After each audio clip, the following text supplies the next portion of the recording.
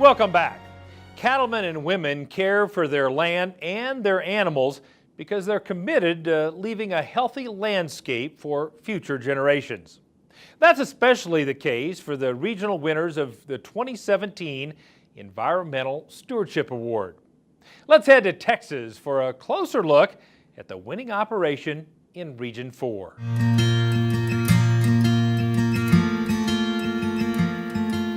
It's not long after sunrise in West Texas, and the Sterling family is working together to move their cows. The Sterling Cattle Company was started by J.M. Sterling in 1954. Today, the operation is led by J.M.'s son Jimmy and his wife Theresa, with help from their 3 daughters and their families. We're at our home ranch here in Howard County. This is the ranch that I was raised on, and it's been in my family for 63 years.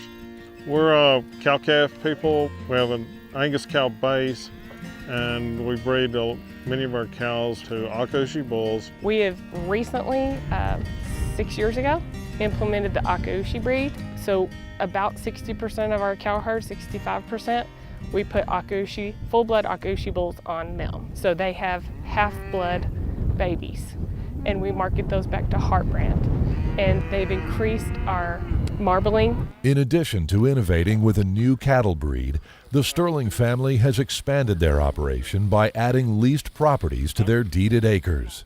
Our home ranch is approximately 12,000 acres, and we lease another 200,000 acres from landlords that some of them we have leased from for 35 years. Some of them 20 years, and then some university lands that we've had 10 or 12 years now.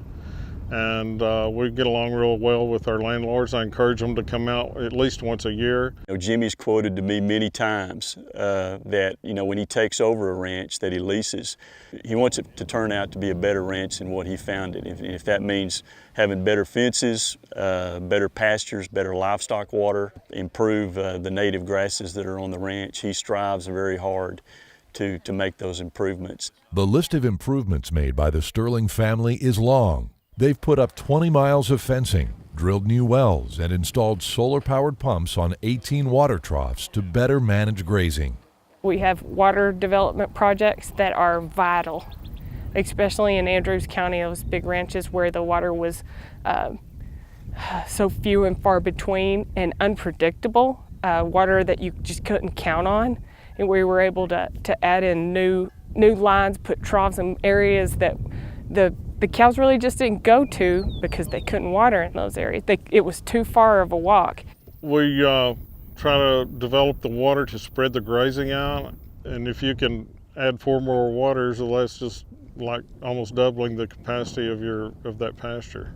With limited rainfall, drought is a constant threat in West Texas. So one key to sustaining the grass and the cow herd is the Sterling family's rotational grazing program. Tara closely manages the grazing plan and helps guide the movement of the cattle. All of our ranches, all of our pastures are in a rotation system, and it's not a strict 30-day or 90-day or anything. It's more of an observing rotation system. And with that, by resting the pastures, you grow your good grasses and increase your good grasses. If you do not rotate, your good grasses tend to die out.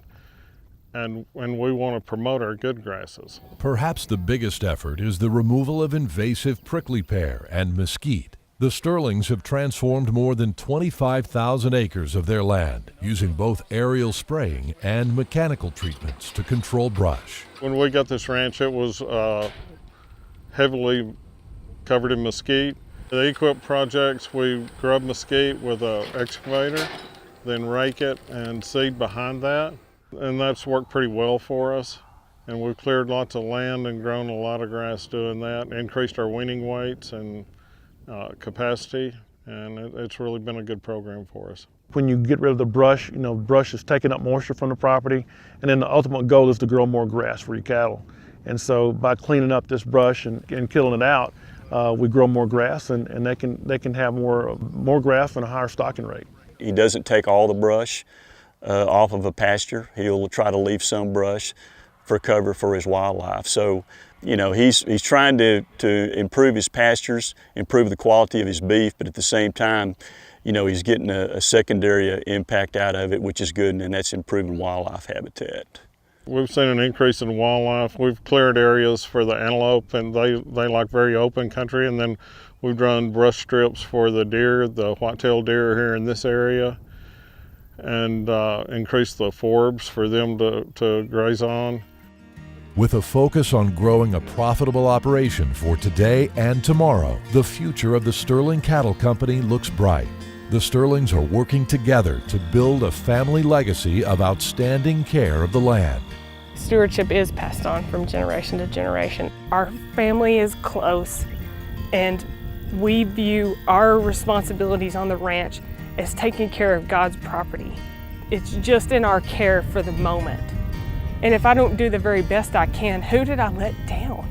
You have to do it for the long term, and being a steward of the land, that is your goal is to improve the land.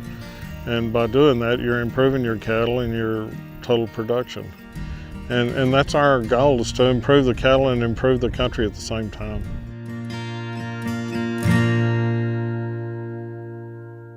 Now, if you'd like to find out more about the Environmental Stewardship Award winners, see photos and videos from their operations, or even learn how to nominate someone for the award, visit environmentalstewardship.org.